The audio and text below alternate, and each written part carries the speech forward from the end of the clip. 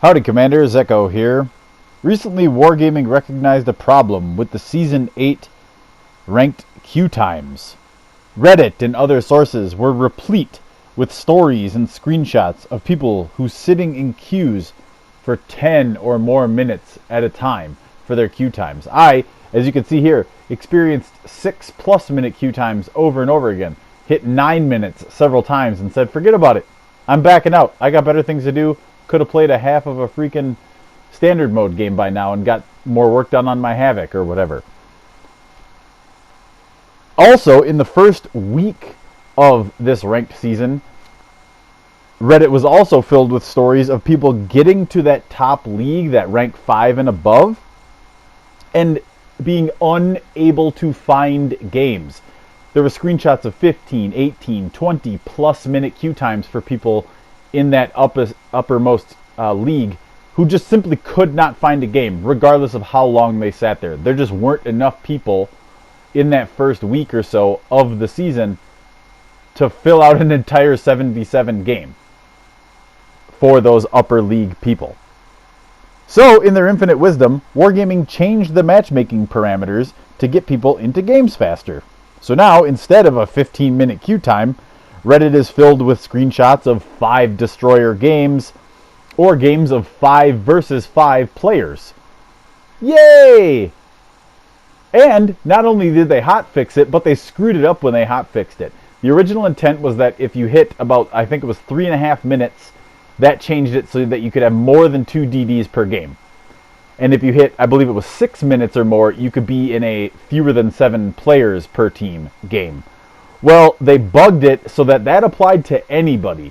So if you queued in and anyone had been in the queue for 3.5 minutes or 6 minutes, respectively, even if you hadn't been in the queue that long, you still got sucked in. So you could queue up and instantly get anchored into a game with 7 DDs. There were screenshots of it on Reddit. Or you could queue up and instantly get anchored into a 5v5. Again, there are screenshots of it on Reddit. So it didn't matter. You could say to yourself, oh, I'm only going to sit in the queue for like 3 minutes and 25 seconds. I want to play ranked the way it's designed. I've gone with a build that's set up for 2 DDs per game, 7v7. That's how I want to play ranked because that's how it was intended to be this season. I'm just going to back out of the queue at 325 and then re-queue up so I never get lumped into those pools. Oh, too bad. Doesn't matter. You can get locked in. We screwed up the hotfix. Doesn't matter. We acknowledge that there's a problem, but we screwed up our fix to the problem. So Wargaming, by doing this fix, has acknowledged that there is an issue with ranked. That's pretty obvious on its face. But what is the underlying problem here? Why do we have such long queue times for Season 8 of ranked? And this isn't the first season that this has happened in. It's happened in previous seasons, but this is the one that's most apparent, most obvious in. Well, this is a multifaceted issue, but what it really primarily boils down to is that no one is playing ranked. Echo, obviously people play ranked. We just are watching you play a ranked game right now, and it's full, and there are at least 14 people playing it, so you're being a bit hyperbolic. Yeah, hyperbole is an overstatement or understatement used to prove a point. For all practical purposes, the totality of the player base is not playing ranked. Well, how can you make that statement, Echo? Well, I surveyed 200 players, including 3 community contributors, and I surveyed their ranks. You could do this simply by clicking on a player's profile, and then it tells you their current rank in the current ranked season. I only looked at players who were in at least a Tier 4 ship or higher. That way I could guarantee for sure that these people are capable of playing ranked this season. I didn't look at somebody that was in a Tier 3 boat. I have no idea if they even have a Tier 4 boat, so that wouldn't have been a scientific way to gather the data. I took these surveys across AI games, standard mode games, across several different days, and across varying times of day. Also at tons of different tiers. Again, Tier 4 all the way up through 7.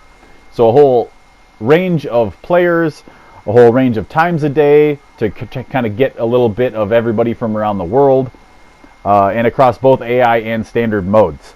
So I'd think that 200 players across all of those various contexts is a fairly representative sample of the player base as a whole. I looked at these ranks, I totaled them up, I tallied them, and I started noticing some trends. 109 out of 200 players, or to put it another way, 54.5% of those surveyed were at rank 16. Now, I don't know if they had 16 with 1 star. Keep in mind that rank 16 this season does have 2 stars, so you have to earn 2 stars just to get up to 15. So technically they could have been 16 with 1 star. Just by clicking on their profile, you have no way to know that. But they're at the bottom most rank. 109 players, or 54.5% of those surveyed. 80% of players surveyed were in the ranks 16 through 13. All of those combined for those ranks made up 80% of those surveyed.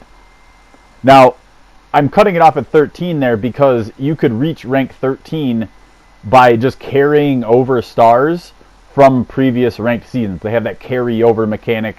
So if last season you reached rank 1, you could pretty much get to rank 13 right off the bat, right when ranked opened this season. You wouldn't have to slog through those bottom couple of ranks. I don't remember if exactly you could actually get all the way to 13, but these are the type of players that they're either carrying stars over, or they're carrying some stars over from last season, and then they're I'm 1 star away from the next rank, and there's some decent rewards at that rank, so I'll play till I get 1 star. But basically, I'm saying that anybody that's ranked 16 through 13 is functionally not engaging with ranked, and they're basically not playing it in any way that's really contributing to the health of the mode for this season. A third trend that I noticed was that there was a small cluster of players at ranks 10 and 9. This was 21 players of 200, or 10.5%.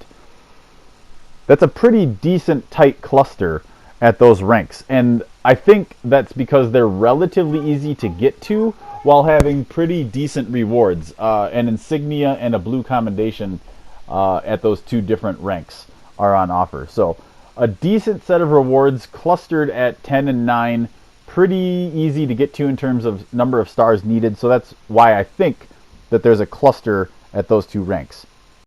A fourth trend that I noticed in the data is that there were only 5 players total out of 200 in that upper league. Now, to be fair, the season isn't over. There's more time. Obviously, more players will kind of trickle upward as we get closer and closer to the end of the season, but we're 2/3 of the way through it. A lot of people, if they wanted to, would be at least into that upper league. And of those 5 players, only 1 of them had ranked out and reached all the way up to rank 1. And that guy is a Russian language community contributor. So he's probably got a little extra incentive to kind of push it and make it all the way for probably content purposes, if nothing else. Fifth and final trend that I noticed is that there were 8 ranks. So half of the ranks had 0, 1, 2, or 3 players at them out of 200. That makes matchmaking within the leagues, even inside of ranked, fairly difficult. The matchmaker is trying to put, people of roughly equal ranks spread across the 2 teams, but if there are whole ranks with basically nobody at them, this makes the matchmaking much more difficult inside of the ranked matchmaker. So what do these data fundamentally show? That is the fact that very few people are playing ranked. We said that before. Now I've shown you the data to back that claim up. It's very hard to have a successful game mode, regardless of what that game mode is, and to have it have a healthy ecosystem of plenty of players of all skill levels, of all play styles, if 80% of your overall game's player base are just ignoring that game mode and not engaging with it basically at all, or if they do, it's for a game or 2, maybe 3 at the very beginning of the ranked season because they carried over a couple of stars. They're 1 star away. I'll play a game or two, get that star, and then I'm done.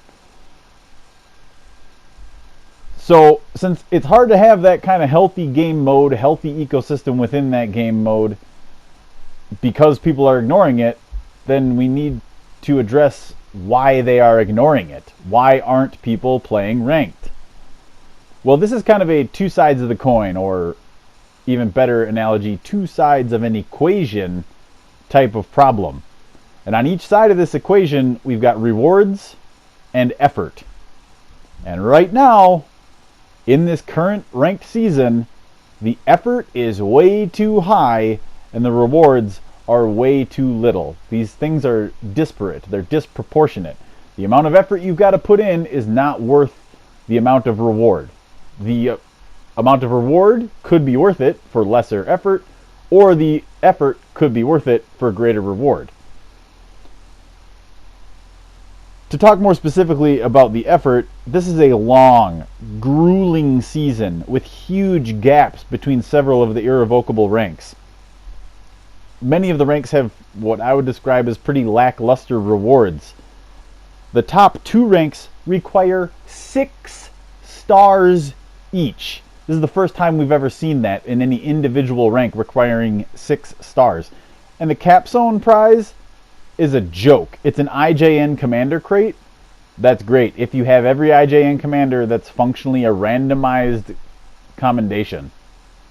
Big deal. For a Capstone prize, for a ranked season that requires a total of 57 stars, now granted if you're rolling some over from the previous season, you don't need to get all 57 of them, but when you account for the fact that basically everybody's going to lose at least a couple of stars along the way, and you have to earn 57 of them even before you account for those that are lost, that's going to make most players, players of a 50-ish% win rate, play more games in ranked than it would take to earn a campaign ship. The number of games that they have to play to finish the Havocs every week is probably fewer than your average player is going to have to play to reach rank 1. And when you weigh ranked rewards versus campaign and Havoc rewards, it seems like it's not adding up. If you're going to put in more effort than it takes to complete a Havoc, to complete a campaign, your rewards should be roughly equal or better than that you get from a campaign. So we need to balance this equation. We need to bring the effort more in line or more in tune with the rewards. This will encourage people to actually engage with your game mode. You'll have a healthy ecosystem. You won't have to tweak with the matchmaker, because your matchmaker will be healthy like it is for standard mode and AI. So I'm going to propose 3 different things for each side of the equation to try to balance it. And we're going to begin with the reward side of that equation. The first step that can be taken to balance the reward side of the equation is to make every single rank's rewards slightly better than the last rank's rewards. This literally could be done with the same prizes that are currently in the ranked seasons. Just shuffle their order. This will help alleviate some of those clusters we see, like around ranks 9 and 10 with their insignia and commendation at those ranks. But then for the next couple of ranks after, they're not really that great. So is it worth the stars and the effort? I got to slog through a couple ranks here where it's really not that worthwhile before I get to another little cluster. Kind of alleviate that and rather encourage people to, hey, I got this thing, and for basically the same effort it took me to get from the last rank to this one, I get a slightly better prize. And then at every rank where there's a star increase, that should be where there's like a pretty decent step up. This is where you move from like you're getting POs to now you're getting insignias, because we've gone from 3 stars per rank to 4 or what have you.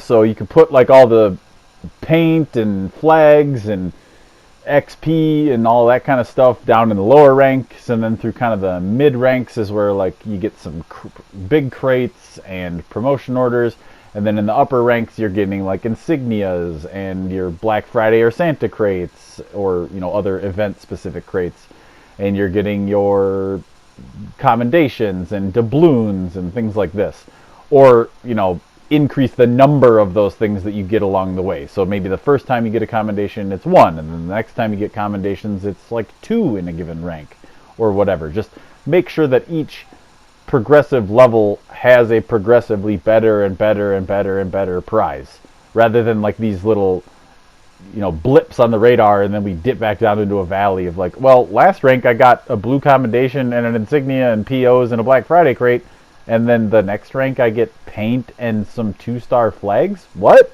That doesn't make any sense. The second thing that can be done to improve the reward side of the equation, speaking of those flags and camos and whatnot, is that these need to be 3-star flags, and as to the camos, they need to be enough camos for a base coat of whatever camo type is being done. This ranked season, it's the shadow camo, but you only get 10 of them. It takes 12 shadow camos to make a base coat. Additionally, if and when they're going to give paint, the currency, as a reward, there needs to be enough of that throughout the totality of a season, assuming you earn all of it, to upgrade a base coat all the way to grade 5, best paint that you can possibly have on a ship. This ranked season is only 725 paint. As far as I can recall, that's not enough to bring a grade 0 or grade 1, whatever the lowest grade is, all the way up to that top tier, top grade paint. So if and when they're going to do camos, it needs to be enough camos to make a base coat, at least 1, preferably 2. 24 would be nice, so you could do 2 boats, but at a minimum 1, and enough paint currency / or enough of those camos that could be melted down to make paint, right? Like maybe they don't do enough paint as a currency per se, but you get more than 12 copies of the camo, so you could use 12 of them as the base coat and then melt down the remainder. That could be another way to do it. But if they're going to give camos and paints, it's got to be enough to make a base coat and make it grade 5. And the flags, as I mentioned earlier, just to reiterate that, those need to be 3-star, triple chevron, epic booster flags. And there needs to be more than just like 7 of them per flag. We need to be talking 14 or 21. Multiple days worth on multiple ships for each of those flags. And lastly, and I think the most important thing, the biggest, most impactful thing that can be done to balance the reward side of the equation, is the capstone prize. This needs to be great. This needs to be borderline epic for this number of stars, for this duration of a slog, for putting up with, in some cases, a ranked season. To pull it off, to get all the way through from the bottom ranks all the way up to rank 1, the capstone prize needs to feel like a capstone prize. Imagine if you did a Havoc and you got an IJN crate. What? You get, for the most part, there have been a couple short campaigns here and there, the 2-weekers and the 3-weekers and stuff like that, but all of your 4, 5, 6-week campaigns are a ship.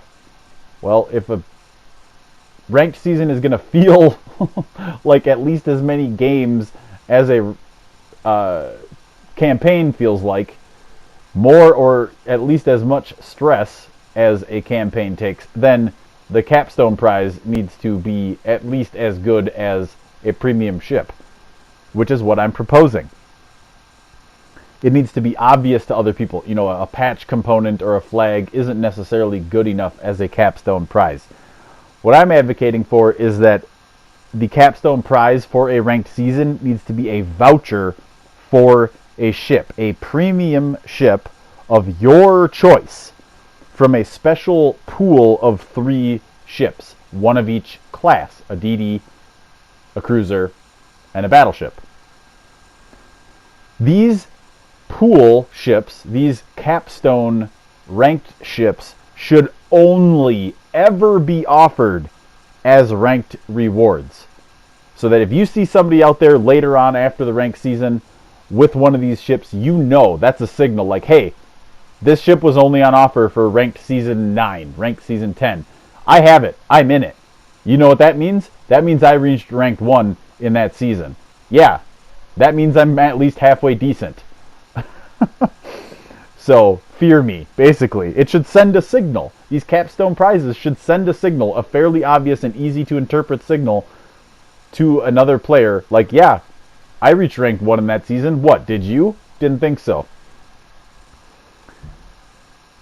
And I'm also advocating, in conjunction with this, that people could then replay through the ranked season, not earn the rewards along the way, but if they reached rank 1 again, they could get another voucher and get another ship from the pool. And if they did it a third time, they could have all 3. They could have the DD, the cruiser, and the battleship.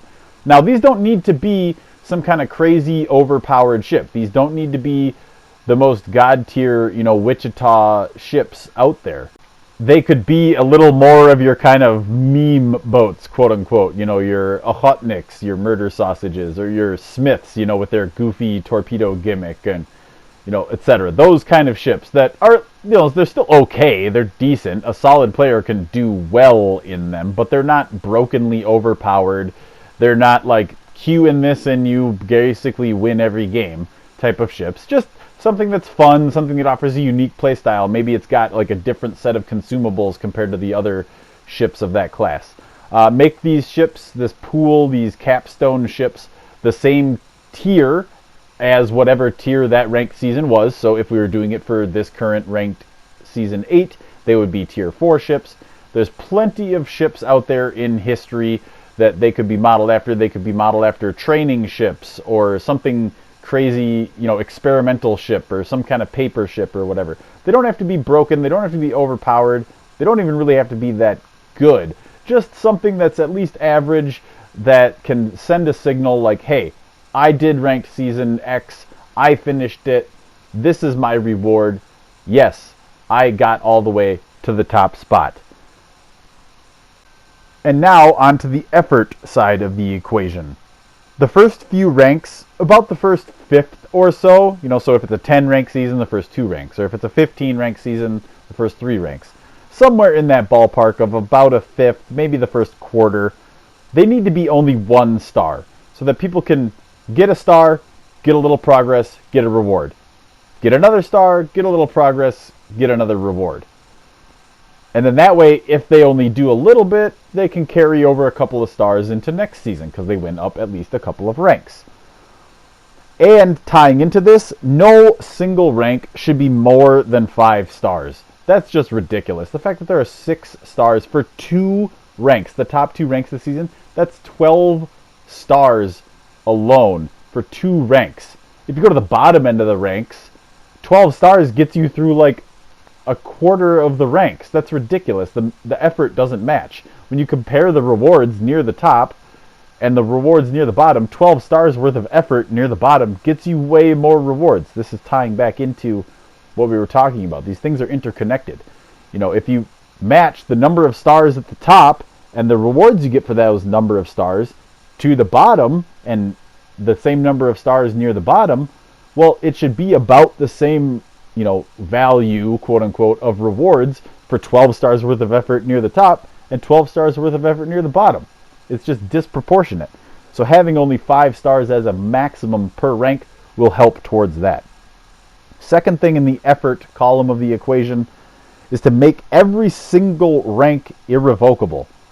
Now, I still do propose that there is some small way to lose stars within those ranks, but once you've gotten to a rank, I've hit rank X, Y, or Z, you can never go back below that rank. You can be losing your stars within that rank, but never drop below that rank. You can never fall out of a league this way either and be brought down to a lower league matchmaking pool. This will help keep the mid and upper league matchmakers healthy as well. You won't have people that are kind of sitting on the edge, teetering on that am I in this league or that league type of thing, and this will also help keep the matchmaker healthy is if you make every single rank irrevocable. And lastly, and this is all honestly the biggest overhaul change, and I think that this would go the longest way to ensuring that the matchmaker stays healthy, and that is change how stars are earned and lost. This is huge. On PC, they had a 1v1 season. This was the most popular season of ranked that the PC version has ever had. Why? Well, this was because you could not lose stars. It was impossible. They did not have a lose a star mechanic in that 1v1 season, and it was the most popular season of ranked on PC ever in terms of percentage of the player base that reached rank 1. I'm going to propose a sort of leaderboard position system. So if you're in the top spot on either team, this is winning or losing team, you get +2 stars. If you're in the second or third spot, you get +1 star. Fourth, fifth, and sixth, you get +0 stars. And in the seventh spot, you get -1 star. Now, then you stack on top of that a winning team bonus of +1 star for all spots. So that's +3 for the top spot, +2 stars for slots 2 and 3. Those middle players, 4, 5, and 6, all do get +1 star. And then the seventh player gets neutral. They do not go up or down on a winning team. So that the only time you lose a star is if you're the bottom player on a losing team. So that if you consistently take bottom spot, you go up 0, and then you go back 1, and then you go up 0, and then you go back 1. This is the really only way to kind of fall back. And it demonstrates that you are consistently a bad player who is not really contributing to his team. If you're on a losing team, but you take 4th, should you be losing a star? No. You fell right in the middle, right in the average. You don't go up, but you don't go down. But if you're second place by 1 base XP on a losing team, you deserve to go back a star? Excuse me? This doesn't make any sense. That's literally 1 shatter, right? That's literally RNG caused you to be in second place by 1 base XP. If the precision had rolled slightly differently and you even got a shell hit, a ricochet or a shatter, that would have earned you 1 more base XP, and then you wouldn't have lost a star. It is ridiculous that, second place players on a losing team who consistently take in the top 1, 2, or 3 spots are having a winning game where they took first place completely wiped out. This is kind of security, kind of insurance. Let's say you consistently take the top spot. Well, you're going up on a winning team +3 stars. You can have a kind of bad game on a losing team, take 4th or 5th or whatever because you got deleted or you came around a corner to a torp you didn't anticipate. Boom, you get wiped out. Your team lost. Not that big of a deal. You still go up +0 stars, but hey, it's not the end of the world because last game you carried on a winning team and you got +3. So this would be great. This would help people think that the effort is more worth it.